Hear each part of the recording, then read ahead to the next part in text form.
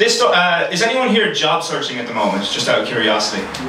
Yeah, a couple of people? Okay, this is one story that you might be able to relate to. It's one of those morning dreams you have, you know, not like, you know, deep sleep, had a wonderful dream, but like where you wake up, turn off your alarm, go to sleep for another hour, and you have a really vivid dream there.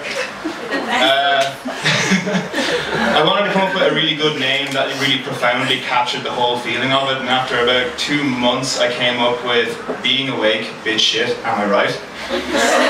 So, yeah. So, being shit, being awake, being shit. Being shit, am I right? Anyway. Being awake, bitch shit, am I right?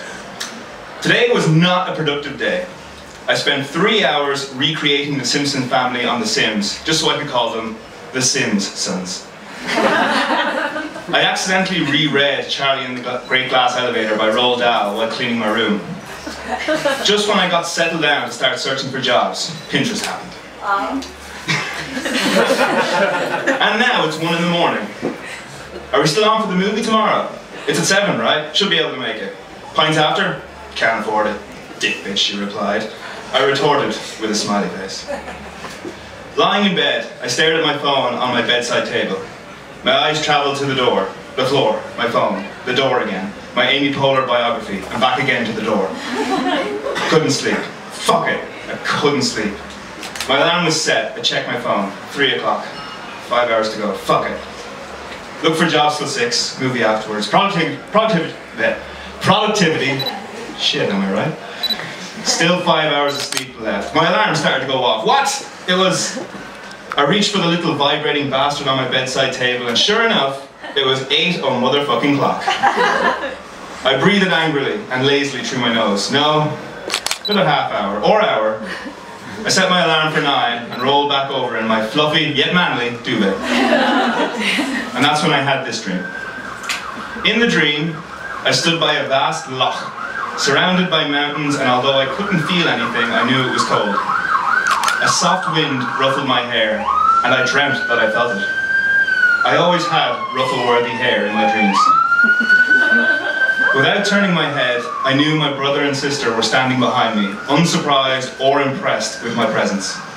As a family, we stared into the heart of the lake without really seeing anything. I thought we were in Scotland, but looking back, this was just a lake that I'd seen before in multiple screensavers and desktop backgrounds.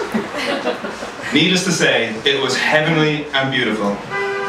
And then my sister fell face first into the water. Sinking further, pulling myself down deeper into the lake, I was surprised by how warm the water was. It enveloped me, held me close, and rewarded my limbs for swimming deeper into the heart of it rather than punishing them. Keep going, I whispered to myself. I held the water closer to me, cherishing the warmth. I don't know how we ended up in my old playroom, or how we managed to keep the league of water above us out when we entered. These were the sort of questions that could pull you out of a dream, and I knew it was a dream. In much the same way we all know that we are breathing right now, in and out. I didn't dwell on it because it was pointless, but I knew it. My brother was holding a red plastic action figure that made us both deliriously happy one Christmas. 1995 it was, Mighty Morphin Power Rangers. We had brought it in with our other toys and had made it fight, well, pretty much everything. I don't know what my parents did on Christmas morning. They never got any toys. No one gets toys anymore. Fiona is sitting in the bus, my brother said calmly. And sure enough, there she was. Sitting in the red plastic bus that we'd gotten the Christmas before in 1994. It was the same size as her. She looked patiently ridiculous.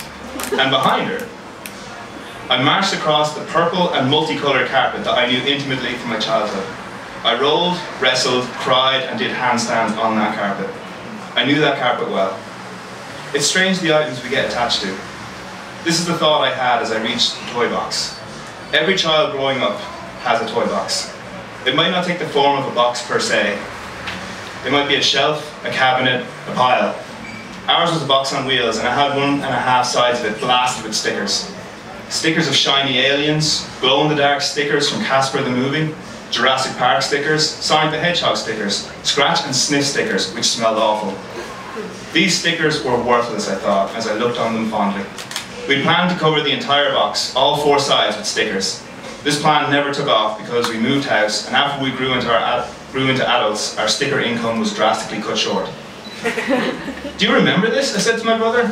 He looked at me, but before he could say anything, I was grimly aware of a sound in the distance. It was a beating sound, like a heart, or possibly...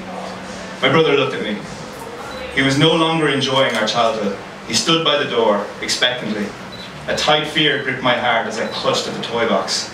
You know when a child irrationally starts kicking and screaming because he doesn't want to leave literally anywhere at all?